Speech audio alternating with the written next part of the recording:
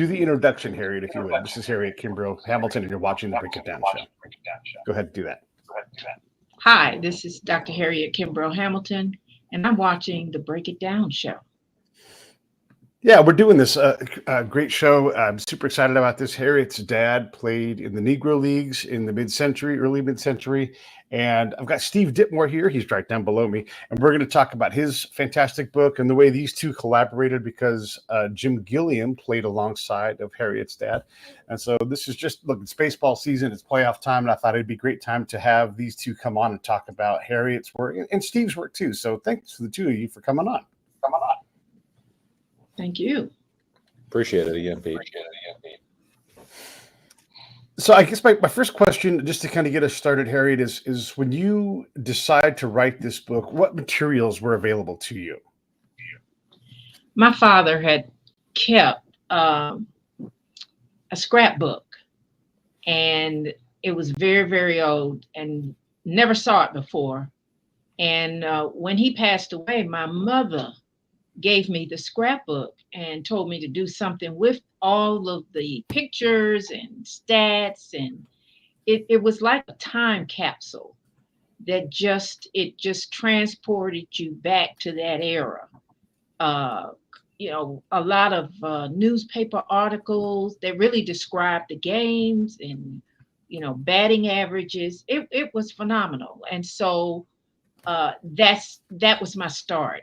My mother's sort of command to do something with my father's scrapbook, because she knew it was very valuable. And so the book kind of wrote itself. I just kind of followed the timeline and looked into the stats, and it really just told the story of my father's career in Cuba and in the United States. When you went through the scrapbook, did you lean on any other resources? Oh, sure. I'd start digging up books that my father had, because every Christmas, myself or my brother or my sister would give him a Negro League book, especially if he was in it. And all of the books were not complimentary. We had to get through that. That surprised me, because it just showed a side of him that we really didn't know too much about him as a player, individual playing in the Negro League. And I mean, I knew my father. And so we started looking at those books and just got a real clear picture of who he was and what type of player he was. And I came to the conclusion that my father was just not Joe Blow. When I looked at everything, I thought, well, wait a minute, he could play. And a lot of people complimented his playing ability and really stated that he could have played in the majors if allowed. So that's how that got started. And those were my resources. Harriet, if I may, you know, you were so gracious to give me your time a couple of years ago, back when I started this project on Jim Gilliam, you know, and they were teammates. And I think what you just said there is one of the things that's always kind of resonated me as I tried to paint a picture of Jim Gilliam and his education as a human being, but his education as a baseball player. He was so influenced by your father, by Pee Wee Butts, by George Scales, other great members of the Negro Leagues who never had that chance, based on solely because of their age, never got that opportunity. Gilliam was young when he joined the Baltimore Eli Giants. We're talking 17 years old. Your father, George Scales, Pee Wee Butts, the rest of that team, I mean, we can go on. They tons of great players were on those Eli Giants teams in the late 40s. Did your father ever have any sort of resentment that he didn't get that opportunity and others like Gilliam did, simply based on when they were born? Father wasn't that type of a person. You know, during that time, they were used to not having opportunities. And they were used to seeing people robbed of opportunities. They were used to seeing that. Not that he liked it, because he had a terrible temper, but he learned how to deal with it. And no, any of those individuals that lived here in Nashville, Jim Zapp, McCord, Butch McCord, several of them, they did not have a negative thing to say. They were not resentful. They were really proud that they had the opportunity to be a part of the Negro League. However, the opportunity was of that era. They were very proud of that because they knew one day, except for Jim Zapp. Jim Zapp told me, Major League Baseball will never let us in. When I had a conversation with him, and I said, why do you think that's that way? And he said, because half of them that were playing in the league would not have a job. And so when it happened, he was very happy, very glad. And he stated, well, I was wrong. I didn't think they would ever let any of us in. And so they didn't have resentment. They were not angry at that. They knew everybody had their time, and this was their era. And what they did was provide a gateway. So the next generation of Willie Mays and Gilliam would have that opportunity. They knew that. They had faith that in the future, except for Jim Zapp, but the rest of them thought, what we're doing here, it's going to help the future generation. One of the things that I talk about in my book is this idea that you're kind of alluding to, which is Major Leagues, while they had integrated in 1947, obviously with Jackie Robinson, and then you had Larry Doby and many others that came in the late 40s there, they really didn't carry black players on the bench. That you either had to be a starter and a superstar, kind of like Roy Campanella, Don Newcomb, Satchel Paige, those Willie Mays that you alluded to, those people that could really impact the lineup.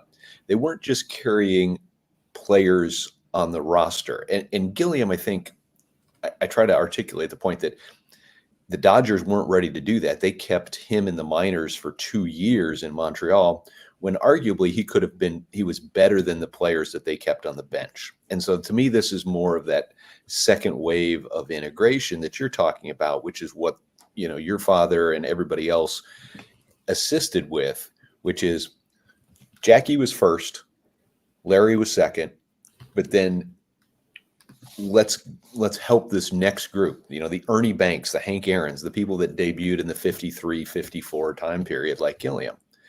And so I think what you're saying, it really resonates to me in that regard, is that owners, even though they had integrated, weren't totally on board with opening up every door.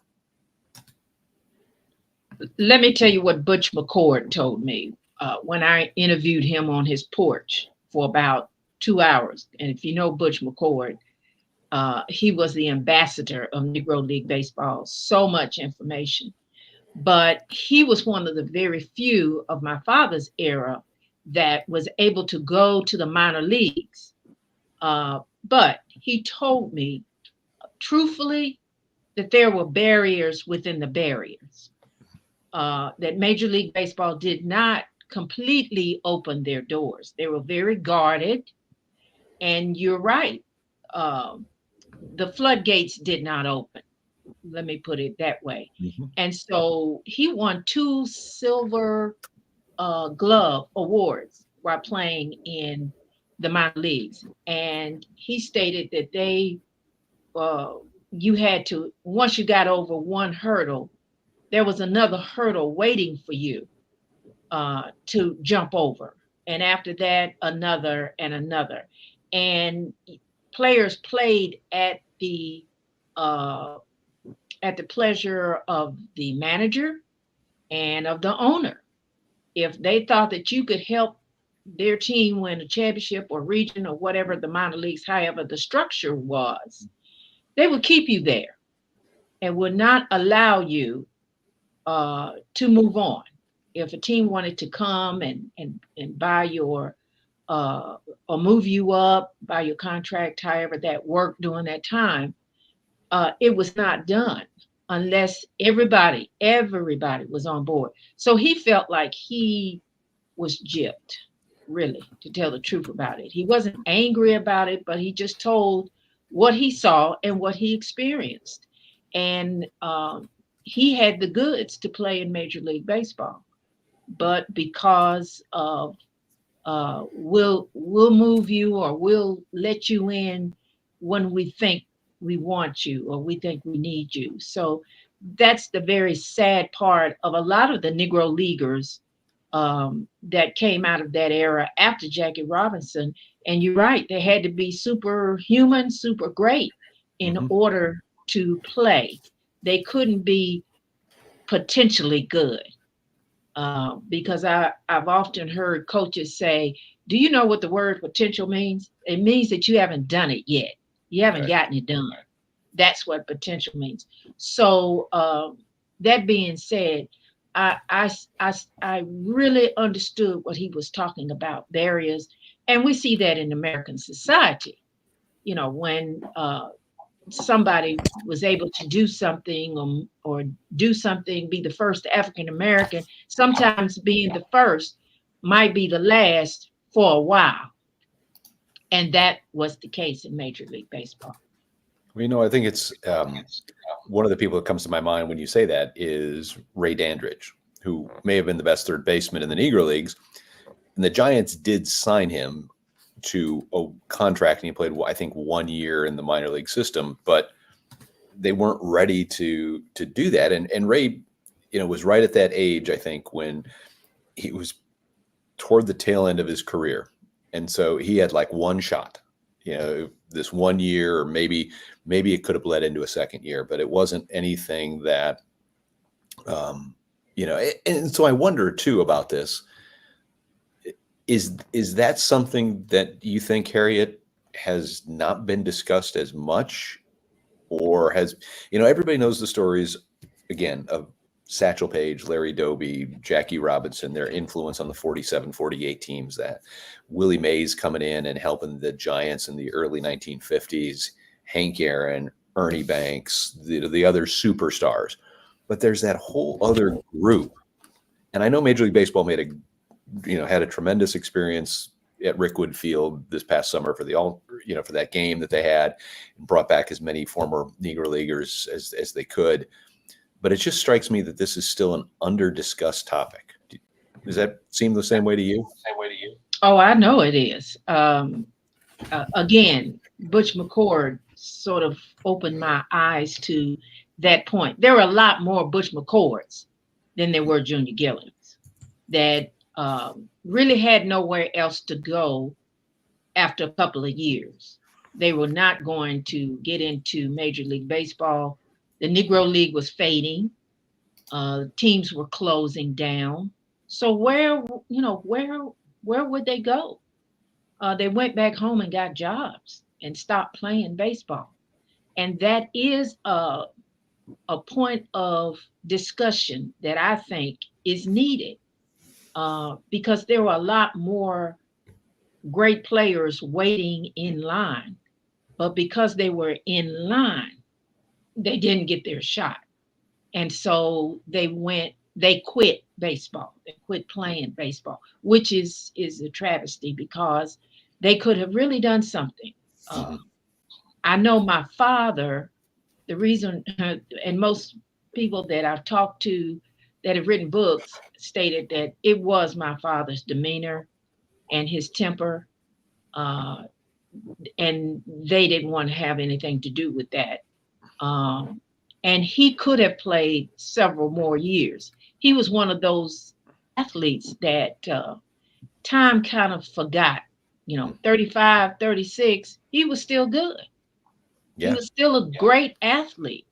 And because of his demeanor and his personality, He didn't get that chance, and I'm pretty sure he understood that. But think about those individuals, like you said, Ray Dandridge, that was on the tail end, or had a couple of more years, and could have helped teams, really could have helped some teams. So those individuals stopped playing baseball, and they had to make a living. They had to raise family. They had to go on with life. They really accepted that and moved on. But and they really wasn't allowed to show what they had, and that is really the sad part of Major League Baseball and what they were ready to do. Major League Baseball, and I'm a fan. First, I'm a fan of Negro League Baseball, but I'm a fan of Major League Baseball also, because I look at the players now that have the opportunities coming from other countries. Here in Nashville, we have Mookie Betts. So, of course, all of Nashville is on him. And I knew him ever since he was like 4 or 5 years old. My sister-in-law used to babysit him, believe it or not. Oh, yes. And so I'm proud of that. And I'm a fan of Major League Baseball. But I think more discussions need to be had about the drawbacks, the things that Major League Baseball did to a group of individuals that wasn't fair. It's not fair. And I don't think they really will own up to it, because like any individuals, when you've done something in the past that you're not proud of, you don't want to revisit that. You don't want to have a conversation about that. You want to move on and say, look what we're doing now. And so I look at that, and you're right. There's not enough discussion. And after a certain generation past my generation, the children of Major League Baseball who have heard the stories firsthand, and once we move on, then Major League Baseball won't open that door. And unless we write about it, unless we discuss it, it will just pass away. And again, Major League Baseball won't say, oh yeah, and during that era, we did a couple of things we're not proud of, but that's the way history moves. Until I think somebody will come up and write a book about that and research that and say, during that era, this is what really happened. And that's what it's going to take. That's what it's going to take. Yeah, and Pete, I don't mean to ask all the questions here, so jump in. But I wondered, maybe, Harriet, let's shift and talk about your father, because in researching what I did for the book on Jim Gilliam, I talked to you, read your book, and things like that. They were very similar types of players. And there was no doubt, Gilliam said this, and I've found quotes of him saying it, that, he learned a lot from your father, a lot about how to play the game, about how to be patient at the plate, how to look at the strike zone, things like that. So how would you sum up your father as a player? I think he was a great player that was gifted, that was very gifted. He was a very smart man. One of the with only a 6th grade education. He didn't think so, but he was very smart, and he learned a lot on his own, especially baseball, but he worked at it. He was a very disciplined man. There were no gray areas with my father. Either you're going to do it or you're not going to do it, but you're not going to be in the middle. I know. I was raised with that philosophy. Either you're going to be a good student or you're not. Either you're going to go to college. We didn't have a choice. We all went to college. So that was no other side to that coin. We all had to go to college, and we all had to get a degree. So my father applied those principles to himself first. And he was a great teacher.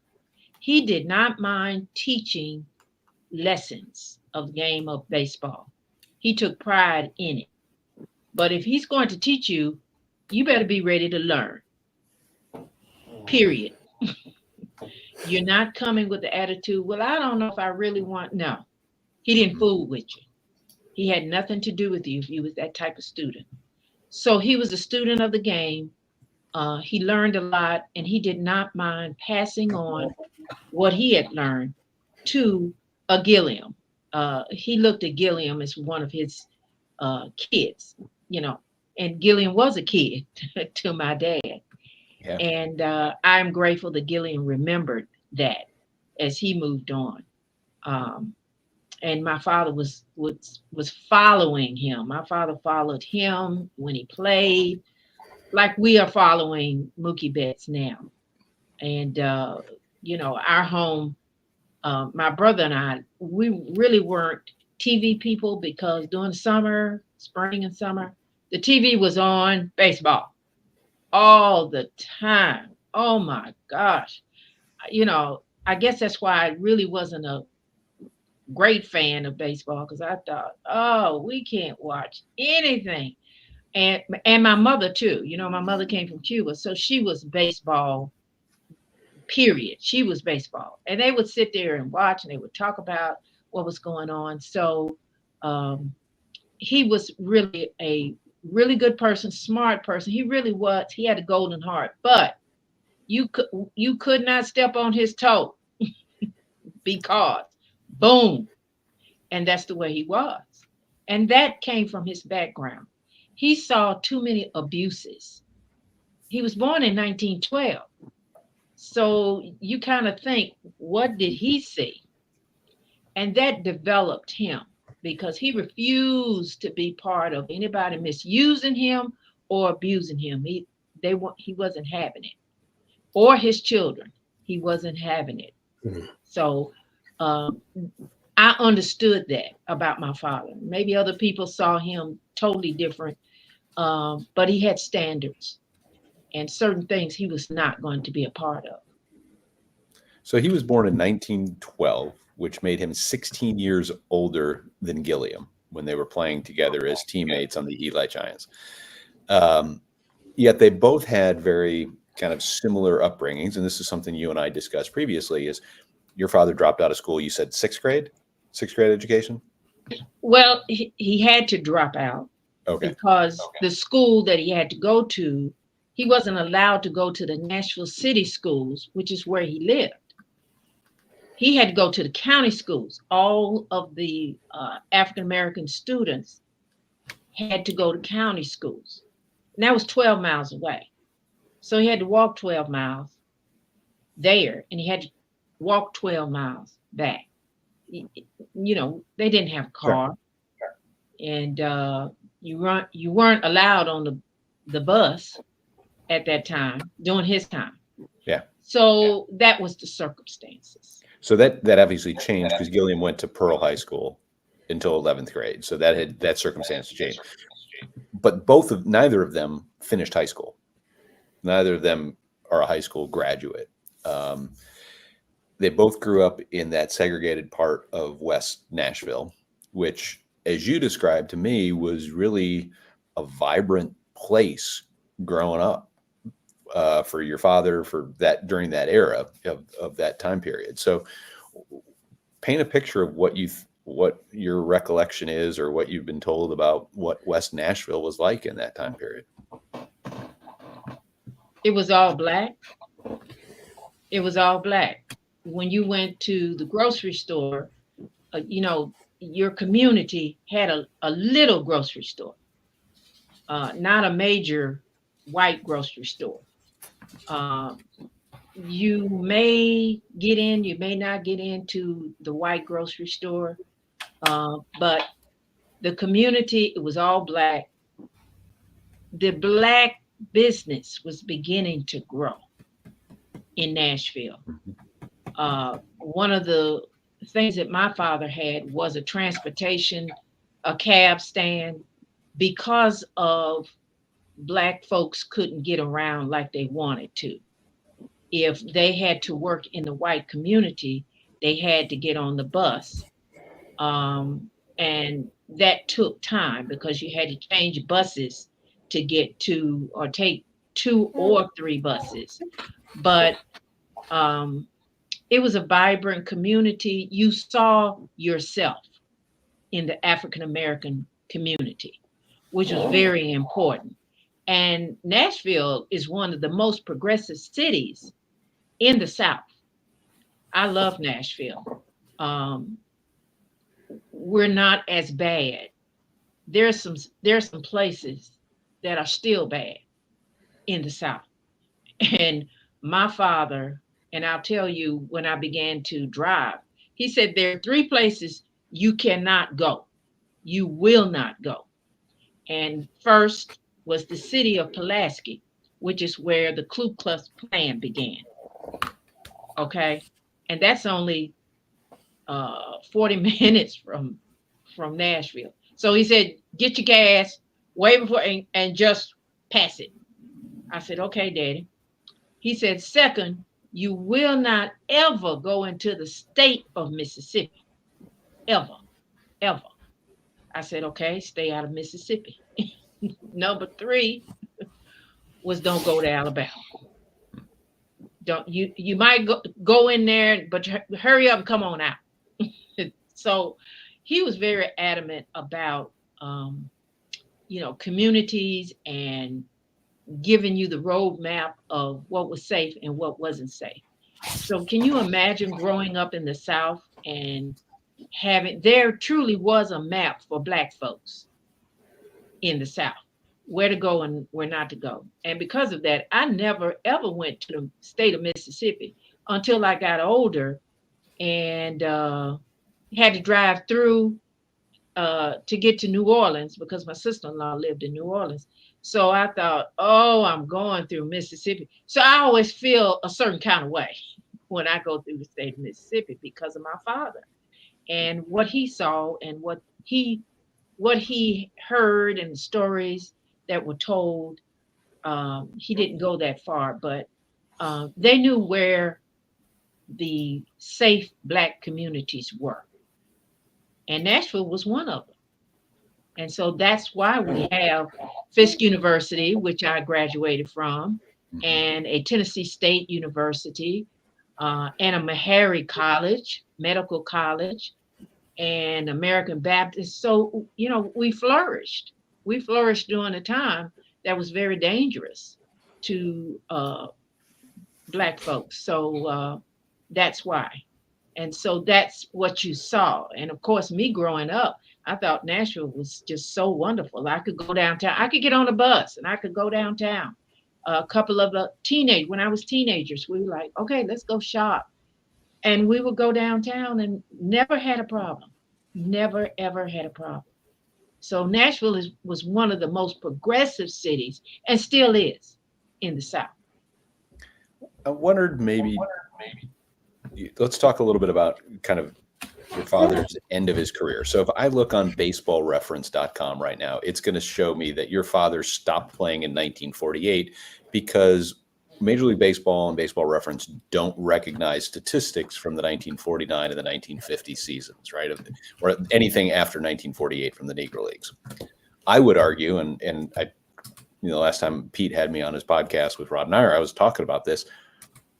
That was still good baseball in the Negro Leagues. And so I understand a lot of statistics don't exist for that time period. So they don't exist, but to not recognize those things, Jim Gilliam, 1949, the Eli Giants win the Negro League title. Doesn't matter that there's not an American League and a National League. They still have a champion, and the Eli Giants were that. 1950 Negro League's East-West game, Gilliam hits a home run. And then in 1959, he hits a home run in Major League Baseball All-Star game. He is the only player in history to do that. So what about those last few seasons when your dad was playing that aren't recognized? How do you react to that? Again, unfair. Mm-hmm. And again, Major League Baseball was wrong for that. And it could be argued that they were trying to protect, I think, protect their statistics, because Black players, you had more that were doing more statistically.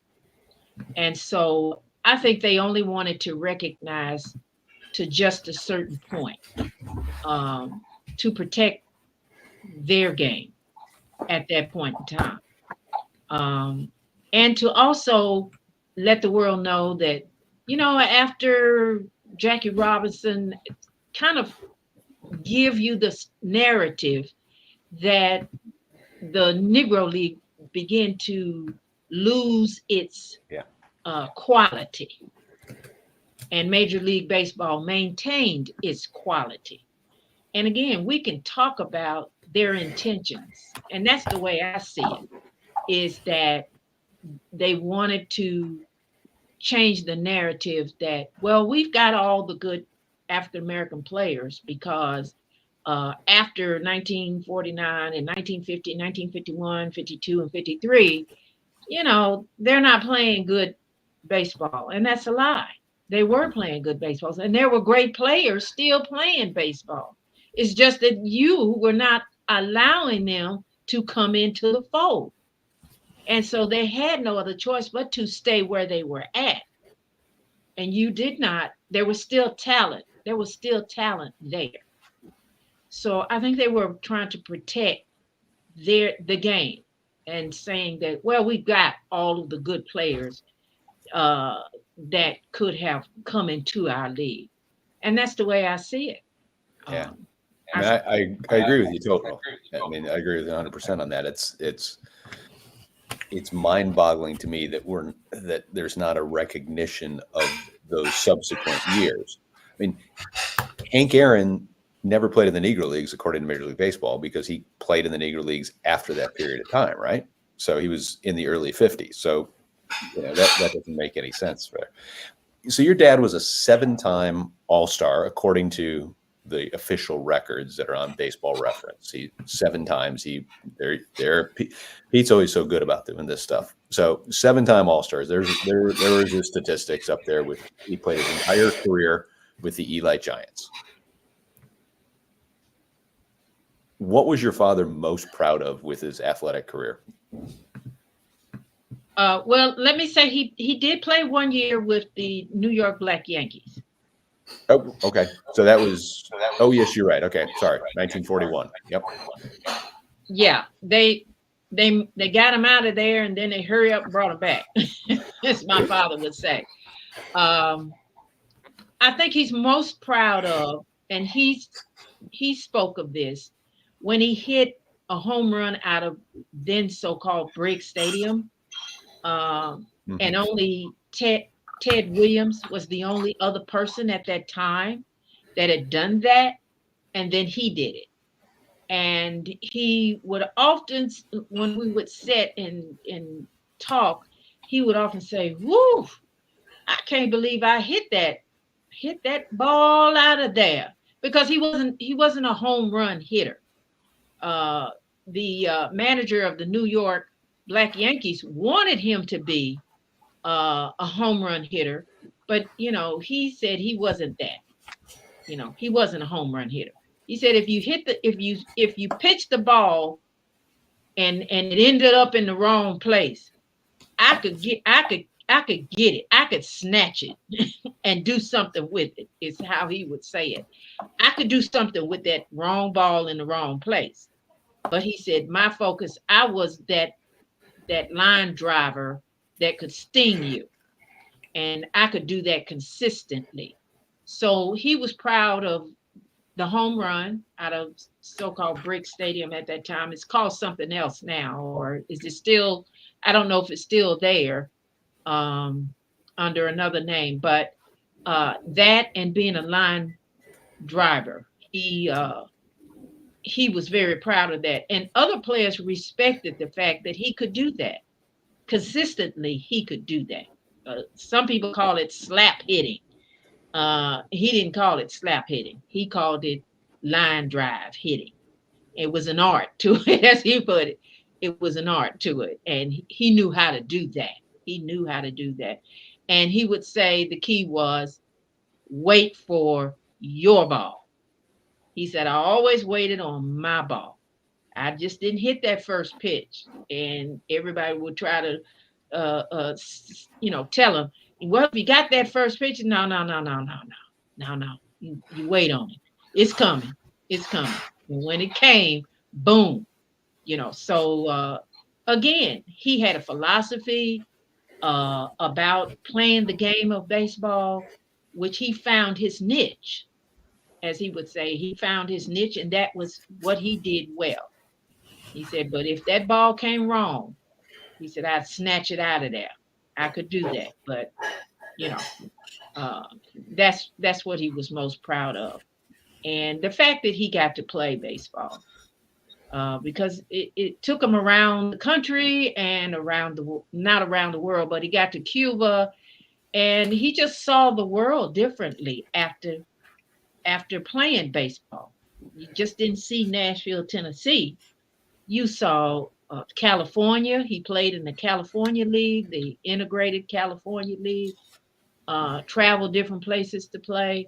Even went to Canada to play, which I learned that a lot of Black teams traveled to Canada to play and was treated very well in Canada. They were very surprised at the treatment that they got as Black baseball players in Canada, and other players have told me that. So that's what he was proud of, that he got to do that. I'm going to jump in here for a second, talk on my show for a second, because I'm going to tell you about this book right here, Daddy's Scrapbook. And there's actually another book, and I'm going to put the links up right here on the screen down below me so you guys can get these books. They are wonderful. There's that one. And there is this one. And you guys know what I always say, buy two. Buy two. That's the best way to do it. Buddy, read one of these things. I'm going to ask this next question. I met my grandfather after he had passed and had been dead for about 20 years. And so I got to meet the whole guy, right? I got to meet the little kid. I got to meet the high school kid, the high school superstar athlete. I got to read his letters between him and my grandma as he was in training during World War II to become a fighter pilot. So I didn't have the guy that everybody else met. I had this full person, right? And so when you're writing your book, you talk about how your dad was perceived as being evil, and there is something to be said for like how I might play baseball and how I might parent. So I guess when you got to know the baseball version of your dad, how did you sort out like who the demon on the diamond was versus the guy who's in this new environment versus the guy that you knew growing up? Well, of all the kids, I will say I'm more like my father than the others. And I understood my father because I was a serious kid. I didn't care for, I don't know why. I was like my father. So he was a tough cookie. He was a tough cookie. And he was a no nonsense person. And I understand that because I coached for over 30 something years. And if you would ask my players, they would say the same thing, because no nonsense. I'm not going to have a conversation. I'm not getting into anything that I choose that I see as fruitless, wasting my time. I'm like that because I talk like that. My father was like that. And as a player that was serious and wanted to be a better player, he was like that. And I was like that as a coach. You're not going to come on my team and do this, that, and the other. I had a very disciplined team. Yes, my players said I was hard. I was very hard during a time when, women coaches, well, they're supposed to be, no, no, no. And there was a few of us that was like that. Pat Head at Tennessee. There was some other female coaches. We were hard because failure was not an option. And so it's an attitude thing. And I understood my father more so than most people because I mean, he wasn't playful. He's not going to play a joke on anybody. He's not going to be a part of that. He was a loner to a certain point where he's not going to be bothered. He's not going to be part of an environment that wastes his time. He just wasn't going to do that. And so I was that serious growing up also. And I understood why I was like that. That's just the way I was. Where my brother was more playful and yeah, we're going to do this and come on, let's go do this. I don't want to do that. And that was it, period. So I understood Daddy, the player.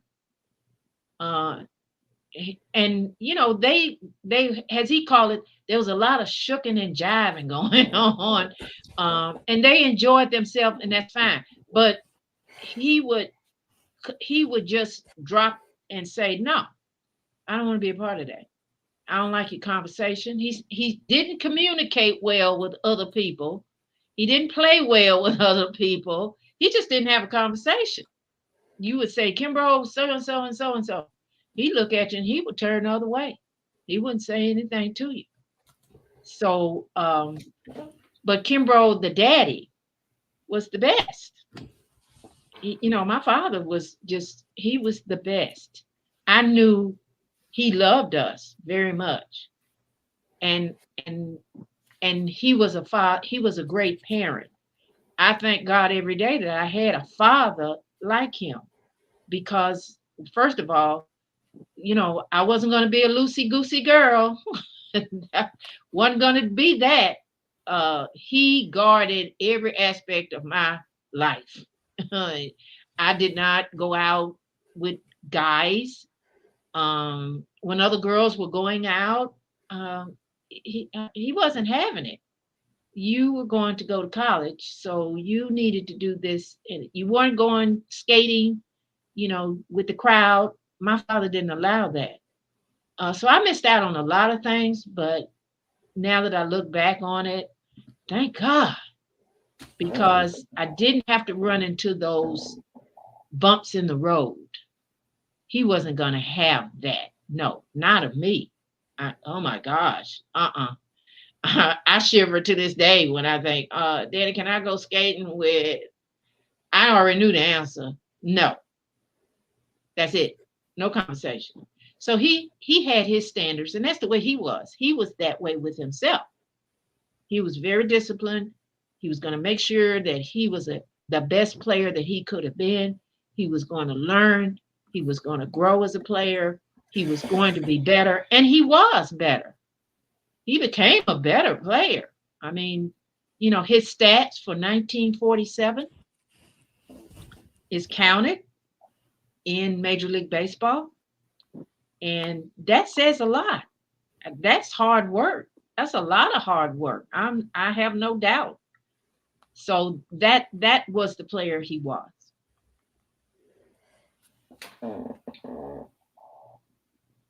Steve? Uh-oh. Sorry, I pressed the wrong button there. So, you know, I appreciate that, Harriet. I was going to say about your dad. I thought, you know, Henry's career in that 1947 season, I appreciate you bringing it up, because he had a phenomenal year that year. And he had an OPS of 1.067. He hit 385. He had almost a 450 on base percentage. And that is clearly MVP type of statistics in today's baseball game. I mean, and it should have been at that point in time. But then I look back on that team, and he is playing alongside 18-year-old Jim Gilliam. Lester Lockett was on that team. Felton Snow for a period of time. It wasn't the best team that the Eli Giants put forth during that period. So for him to be successful in that environment where it wasn't probably the strongest team that they had, They obviously won it in 1949, so that was a better team. They went to the championship in 48 and lost it there. But he was age 35 at that point in time. I mean, we're talking here during the Yankees-Dodgers World Series. Freddie Freeman's 35. You know, I mean, that's basically the same. He's the same age there, right? And yeah, he had a great year that year. And he was in his prime. He was cooking, as he would say. I was cooking then, meaning that he probably could, and he did play until 1953. That's when he left baseball. In 1953, he was playing with the Birmingham Black Barons and doing a little managing. And he was a manager. He could have been a great manager with his demeanor. No nonsense. You're going to work hard, and we are going to be a good team. We're going to be a great team. So I see him as is really just hitting his stride.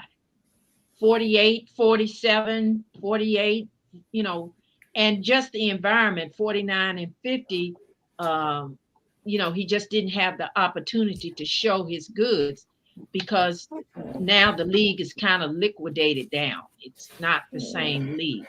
The teams, some players have moved up. All the great players have moved up and moved on. And so now you've got the average players. And, you know, he gets married. And in 1953, telling my age, I was born. And so he knew he had to make money after baseball. And that's the kind of person my father was. He always had a plan. He always saw ahead of the game. That was something that people never gave him credit for. He kind of saw the game very well. He studied the game.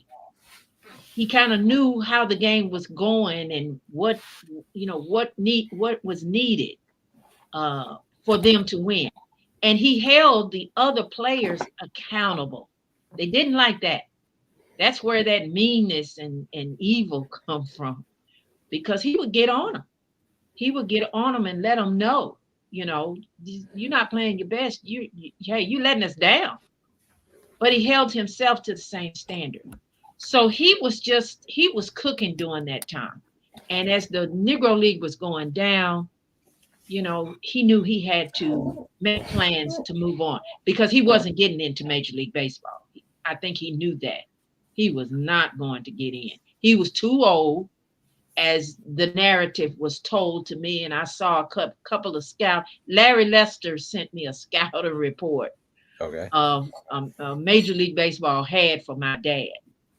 And the first thing was he was too old, too mean, too old, too mean, and a couple of other things. So the deck was stacked against him, and he knew it. He knew it. He was who he was. And one day I asked him about Jackie Robinson, and it's a funny. I've told this story to other people, and this is what he said. I said, Daddy, could you have done what Jackie Robinson did in major, you know, breaking into Major League Baseball and playing? He said, oh, hell no. He said, first of all, somebody would be in the jail and somebody would be, you know, above the jail, because under the jail and above the jail. He said, I'd probably be in the jail, and whoever stepped on my toe or did something wrong would be under the jail. He said, because the first minute, the first second, somebody would have came after me. He said, that'd been it. That would have been it. You know, so he was very truthful with himself, because his temper, he wasn't going to allow anybody to abuse him. He was not going to allow anybody to misuse him. It was going to be just like that. So again, the temper and just the standard. I am not going to be a part of anything like that. So he respected Jackie, and he said, boy, Jackie took a lot. as he would say. Man, he took a lot. And that's when I asked him. So he knew. He knew. Jackie was the right one. Uh, he wasn't the best player, but he was the right player for the right time. So I think it's fair to say that as I was doing research for my book on Jim Gilliam, he owes a lot to your father in terms of his mentorship and teaching in the game of baseball, because as you're describing him, those are the things that contemporaries of Gilliam, people that Jim played with that I interviewed, people that played for Jim when Jim was a coach, talked about to me about his baseball IQ, his ability to hit the ball to all fields, to be a line drive hitter, the eye that he had at the plate, all of those things. About the only difference, it seems like, between your father and Jim Gilliam as baseball players was that Jim was primarily an infielder, although he did play in the outfield some, and your dad was an outfielder. And so I wonder if your father had been given the opportunity to play in the major leagues, if his career stats might look very similar to Gilliam. So Gilliam was like a 269 career hitter, strong on base percentage player, didn't hit a whole lot of home runs, did the little things to win championships. Jim played on 7 World Series teams, 4 championship teams with the Dodgers. So he was always there helping his teammates, picking his teammates up. You know, I got a story that Walter Alston used to not go out to the mound when a pitcher was struggling for the Dodgers, because Jim would go out there and tell him exactly what Walter Alston was going to say, because he knew how to correct it, and the players would listen to him. So I just wonder if you know, the more that I'm hearing you talk now and having done this research, it seems like they were basically kind of the same person, although Jim maybe didn't have the same temper that your father had. No, not too many people had my father's temper. The older he got, he mellowed. He never mellowed out, but he mellowed. Let me put it that way. You still could get a rise out of him if certain things happen. But he mellowed quite a bit, and he would have stayed quiet and kept his mannerism a little bit more tempered, I think, if he got a shot at the majors. But I'm afraid that something would have tripped him up. You know, it's just like, you know, you buy gas and you got a lighter and you got a match. It's just a matter of time. I really feel like that would have happened. Somebody would have said something, or somebody would have done something wrong with him if he had gotten a shot. It was just a matter of time before everything blew up. But I know he loved Gilliam. He loved the player Gilliam became. And he loved the person that Gilliam was. Because remember, here's a 17-year-old kid around all of these elderly guys, and they treated him like a kid. And so he had respect for all of them, because that's how you grew up. You know, you grew up respecting your elders. And so I know he respected Gilliam and was very, very proud that he had a hand in that. He knew he had a little hand in Gilliam's development and took pride in that. But and that was it. And he did that with everybody that was ready to listen. Now, if you weren't ready to listen, he didn't fool with you. He wouldn't say anything to you ever again. You know, I'm serious. That's the way he was. There was a story my stepbrother told me. Daddy brought and Daddy had his own car and everything. When the team was in Nashville, he brought 2 guys, you know, with him to the house to eat, and socialize or whatever. And Larry said they got to joking about something. Daddy put them out. He put them out of the house. Hmm. And they had to walk or get a ride back to wherever, the whole other side of town or whatever. But I don't know what was said or what happened. But anyway, Daddy put them out. He just put them out of the house. You got to get out of my house now. That was the end of that. I said, how? I can see it. But I questioned, how do you do that to somebody else? You did it. he did it. And so that's where a lot of that evil and mean come from, because once he was through with you, that was it. He's not going to talk. He's not going, that's it. And he would move on. So I often look back and I thought, yeah, I could see them looking at him like, man, that Kimbro's crazy, man. Yeah, man, he don't fool with him. And Jim Zapp told me, he said, well, I didn't have a problem with your brother, with your father. He said everybody else was scared as heck. They were scared of Kimbro because they knew if they said something wrong, boom, there would be a big, explosion. So most of them were scared to talk to him or just be around him. And I thought, okay, I could see that too. I could see that too. I grew up scared of my father too, because if you did something wrong, especially my brother and my mother would say, okay, I got to tell your daddy. Okay, the world was over for us. That's the way we grew up. The world is over. It's a done deal. We got to deal with him. We had to deal with him. We just got to whoop it. That's all it was to it. But I learned. I was smarter than my brother. I said, you know what? I know how to do this thing. I'm just not going to get in trouble. My brother tested the waters every time he turned around. I just backed off the water. Now, that's all right.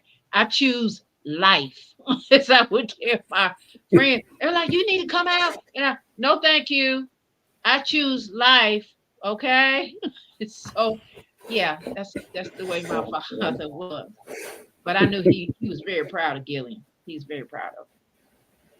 I want to wrap this up because we've been almost at an hour here, if you guys can believe that. But so I wanted to just say again, like, thank you to the both of you for coming on. I just think it's great that we get to, and as you said earlier, Harriet, like, to tell these stories compels more acceptance, more understanding. And gosh, I appreciate what both of you have done. And also the Negro League Museum out there, Bob Kendrick, and the amazing work that he does. Because if you ever have a chance, go to Kansas City and go to that museum. You will not regret it. It's magical. So, Steve, I'm going to give you the floor to wrap up whatever you want to say.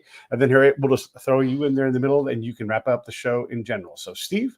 No, Harriet, I say thank you. I mean, it was our conversation a few years ago, if you recall it, that kind of set me down a pathway, picked up your books. They were great inspiration on that. It's wonderful to connect again. I think we're planning to do, once the book is released in early February, we're trying to do a event at a bookstore in Nashville. So if I get to Nashville, I'm gonna definitely look you up and take you out for coffee or whatever. And would love to hear more about your father, and hopefully we'll get a chance to share things in person then.